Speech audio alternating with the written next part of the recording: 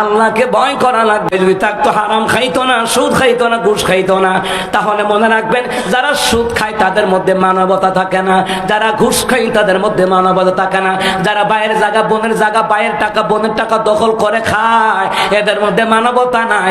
এদেরকে টাকা পয়সা যে ধার দিব হেতেই বাস খাইব। কথা কোন ঠিক না? নিমুখ হারামদেরকে এক টাকা ধার দিবেন না। প্রয়োজনে মাদ্রাসা মসজিদ ইয়েতিমখানা লিল্লা বোর্ডিং এ দিয়ে লাইবেন। গরিব মানুষ হাত নাই ফাও নাই চোখ নাই এদেরকে দিবেন। নিমুখ হারামদেরকে টাকা ধার দিবেন না। যারা মুনাফিক, যারা ঘুষ খায় সুদ খায় যারা, এদেরকে এক টাকা ধার দিবেন না। প্রয়োজনে ভিক্ষা কুত্তারে খাওয়াইবেন, প্রয়োজনে কুকুরে খাওয়াইলেও আল্লাহ মাফ দিব। কথা কনা খান। নবী বলছেন না যে একজন ব্যবসা মহিলা জান্নাতে যাবে, একটা কুকুর রেখে শারীর আচল করে পানি খাওয়াইছি, রাসূল বলেন ওই নারীটা জান্নাতে যাবে। সে খেয়াল করছেন?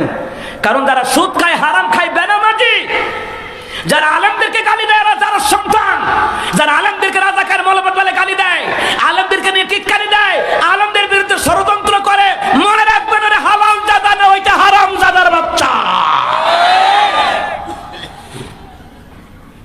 ওদেরকে এক টাকা ধার দিবেন না, ভিক্ষাওয়ালারা দিয়ে লাইবেন।